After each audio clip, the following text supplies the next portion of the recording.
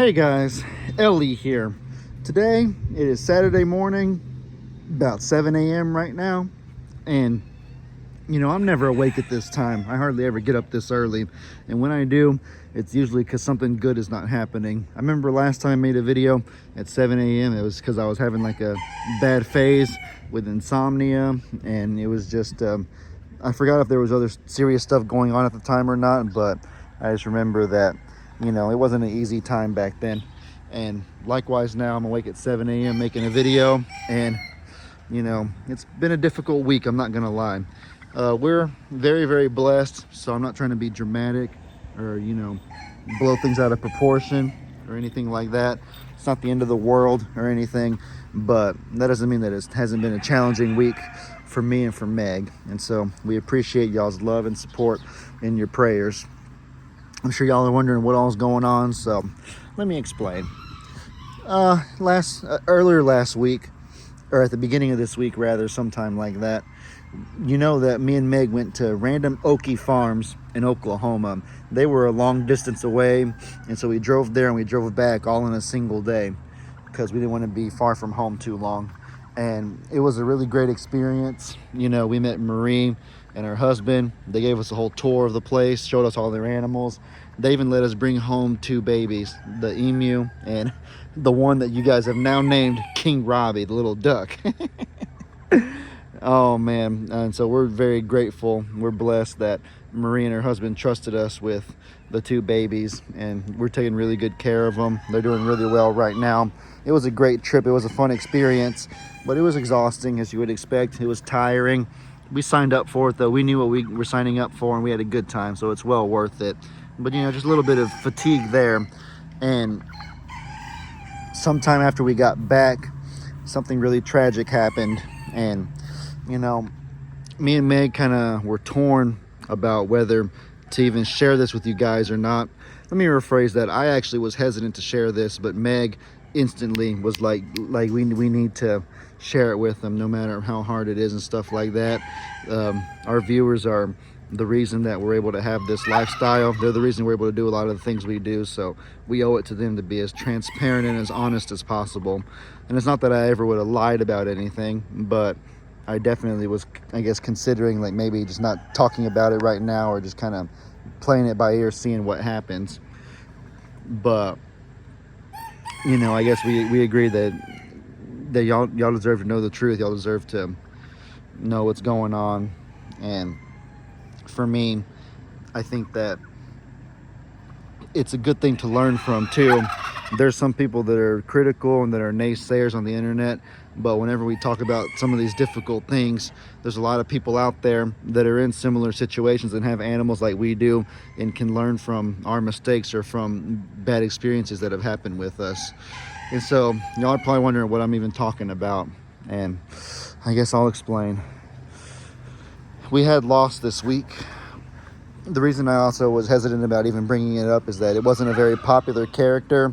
I'm sure 99% of people watching probably wouldn't even have noticed it, because this baby we lost isn't in a lot of the videos, and he's not super well known. It broke our heart the same though, because he is one of our babies that we love so much. And basically there's none of the goats right here, so you can't see who's missing, but I'm sure some people would have noticed eventually that they hadn't seen our baby Champ in a while. And it breaks my heart to say that we lost Champ earlier this week. He passed away. We had a cold front last week as well, kind of like what we have right now. Y'all seen even in the video when I came and I lowered the little door right here to the barn on this side to keep the wind from blowing in there so the littles could stay warm. And a few days ago, after the cold front passed and the sun started coming out, I went ahead and I raised it, as you can see right now.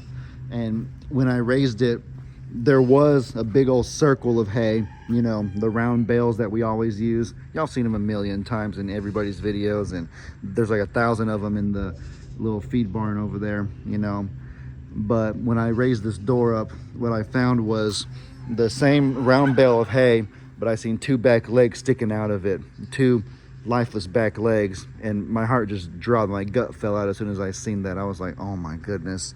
So I walked over here, and then, well, first of all, I could see it was white legs, and so I was trying to figure out, oh my goodness, who is it? And so I kind of looked around. I mean, it didn't look like Hero's legs. Hero has brown legs. And I knew it was either Walter or Champ, and I spotted Walter. I even spotted Old Mama, and I was like, oh my goodness, it's Champ. And so, you know, we had to get him out, and we had to bury him. It was just a really difficult time for us because he's one of our babies. We love him so much, and I feel so terrible about what happened. I checked him, and there wasn't anything stuck in his throat, so he hadn't like choked on string or anything. We tried to get rid of the string whenever we put hay in the pasture anyways. It didn't look like he'd been bitten or like gotten stuck and something like attacked him or anything like that, like one of the pigs or something. But what I'm 99% sure happened is that the middle of the hay bale got kind of, the goats love to eat through the middle of the bale. I'm gonna go over here and I'm gonna show you what they look like in case some of you are having a hard time visualizing it. I hate being this detailed about it and stuff. I know it's kind of morbid, but I really do feel like that if we're gonna talk about it, we might as well make it something that other farmers out there, other people who use hay, and other animal lovers can learn from. Because if it had to happen to Champ, then there's no reason that there can't be 10 plus animals that have their lives saved by somebody knowing this or somebody keeping this in mind. So let me go show you exactly what I'm talking about. Cornholio, you don't need to harass me, buddy. Not right now. That right there, there's a bunch of our circular bales of hay. It was just one of those. And so what had happened was, I guess, I don't know why, but the goats always like to eat the little middle area, like right here. They don't get the edges a lot. They just go for the middle area. I don't know if that's the best tasting part or just kind of about what where their height level is or whatever. But in any case, they had kind of eaten through the middle, so it was very hollow, and the outside and the top was still very robust. It was very firm. There was still a lot of hay there. And so what I'm 99% sure happened is that Champ stuck his head way in there, stuck his whole body way in there. If it had just been his head, that'd be one thing, but I think he stuck his whole body in there trying to get all the hay in the middle, and one of the other goats must have jumped on top of the hay while he was under there, and then it just kind of crushed him. His body wasn't deformed, so it didn't like crush him to death. That might have honestly been better, but what I think happened is that it dropped just enough to where he was stuck and couldn't get out, and so he probably wasn't able to breathe in there, and that's what happened. Because I shouldn't go into all those details and stuff like that. Basically, from the way that we saw him, that's probably what happened. I'll keep it at that. And so it was just a really heartbreaking thing. I felt so terrible, and we mourned and we were sad. I remember Meg was even on the phone with Marie, because I think Marie from Okie Farms had called to see how the babies were doing, how little Emu and how King Robbie was doing and stuff like that. And we kind of just talked to her about what happened. And basically we had said that he got stuck in between hay, and Marie, I kid you not, goes, was it one of those circular bales? And we were like, yeah, how did you know? And I guess Marie said, I think they had something like that happen too before in the past, and other people have had similar instances. So what somebody once told them they should do is when you have these kinds of bales, tip them on their side, like where that middle part, instead of being horizontal, is like vertical up and down, so that if they get stuck, it's basically like falling in a little hole and they can jump out of it, as opposed to sticking their whole body in and getting crushed or getting trapped. And that made perfect sense. I don't know how we had never thought of that. And so you can best bet from now on that anytime we have any hay in the pasture, we definitely are gonna preferably break it down. Like over there, you can see it all broken down. We made sure that roll of hay did not stay the way it was. We didn't need that happening again. So we prefer to break it down, but if it has to remain whole, at least tip it over on its side, so it's more like that tire right there. You see how that tire is the similar circular shape, but it's tipped over on its side, so if a goat fell on the tire, they would just hop right back out. And so likewise in this case, they would just stop it, Cornholio. Stop it. No. No. No, no, no, no. All right, let's run. Oh, yeah. Starting to sprinkle out here. I should probably finish up soon. Does that make sense though? Y'all get what I'm saying. I'm an over explainer. I just want everybody to understand it. And so y'all get what I mean. That's what happened with our baby Champ. May he rest in peace. We love him. We miss him a lot. And the last really big thing I'm going to talk about in this video, and that's not all. Those two things was a lot in and of itself, but actually there's more than that. Meg had a doctor's appointment that we went to yesterday, and she has really bad anxiety with the doctor.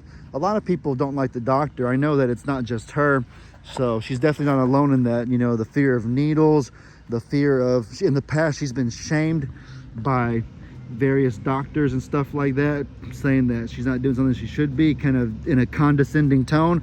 And so nobody should, when you're sharing like delicate personal information with somebody, when somebody knows like very, very intimate, intimate's not the right word, but very, I can't think of the right word, very personal things, the last thing you want to hear is somebody condescending you or making you feel bad about it. And so it definitely didn't make Meg feel good in the past, and so she's been very hesitant to share that kind of information with doctors in the present.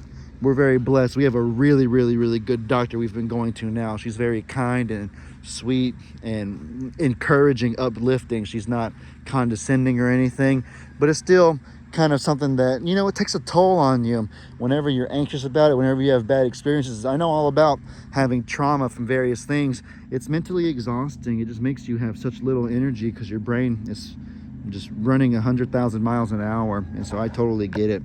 I don't have doctor anxiety, but I have other things that make me anxious or that worry me because of past experiences. And so I know just how grueling it is for the mind.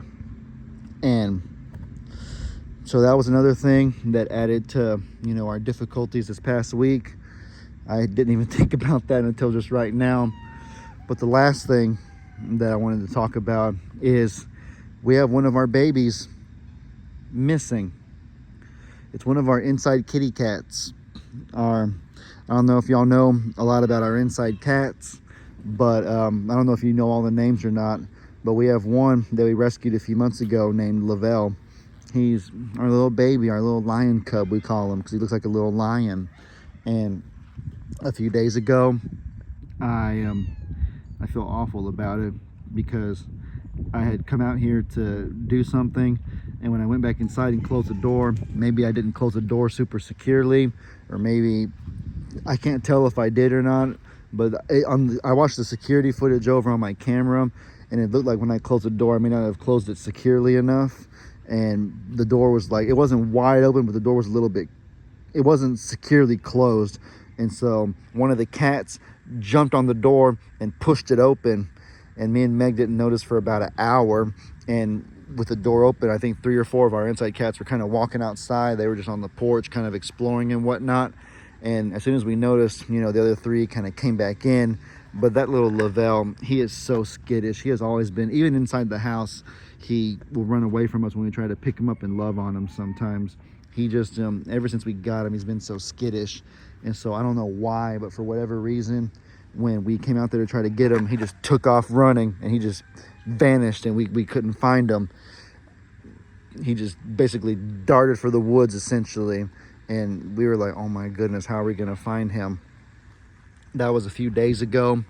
During the past several days at nighttime, we've seen him on our cameras, and we know that he's alive, and we've been putting out wet food, been putting out treats and stuff like that, and we see him coming at like 2 or 3 in the morning and eating the wet food, coming out of the abyss basically, and then retreating back into it. And you know, he's our baby. We love him so much, and he looks scared on the cameras. He just doesn't look like, he doesn't look comfortable like one of these outside cats. These outside cats, you know, they just have command of the environment. They know what they're doing, and he definitely does not look like that on our security footage. He looks like scared, like he's basically fighting to survive, and it's rainy, it's getting cold. I feel just horrible about that. I know Meg is taking it even harder than I am. I love all of our babies, don't get me wrong, but I know that, you know, Lavelle, like, that he's okay. He's a cat. Cats are resilient. Cats are so tough. I know that he can catch food, and if he doesn't want to be found, he won't get found by any predator. No dog will ever get him. He's so fast and quick. Cats can fit into, he has just all kinds of places all over Morrow Hill to hide out here. And so I know that as far as him surviving, it'll be fine. But Meg has just been missing him so much. He's been crying, and it breaks my heart. I know, and she never blames me or makes me feel bad about it. She's always trying to hold me and reassure me and tell me it's okay, but I just feel so guilty, and I want to do everything in my power to get him back for both of us, because we miss him. He's our boy. He's one of our babies. And so it's been a challenging week.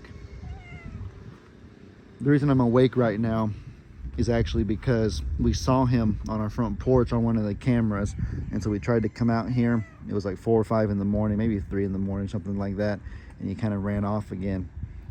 And so I'm thinking that if we want to get him back, we might need to invest in some sort of a trap or something. Well, we have a lot of traps. I know my dad's shown you in his videos that we've caught dogs in the traps that have been kind of harassing our animals and different things and whatnot. But the only problem with one of those kind of traps is that as soon as something goes in it, it basically the plate gets pushed and then the door drops. And we have so many cats out here that we'd probably catch one of the other cats before we caught Lavelle, because he wouldn't come out unless he absolutely knew for sure there was like no presence out and about. He comes out when it's like dead silent out here. So I'm thinking about maybe making some sort of contraption, or maybe trying to get like a trap. I've seen traps on the internet that have like remote controls, essentially like a remote trigger. You press the button, let's say the trap's over there, you press the button and it makes the door drop.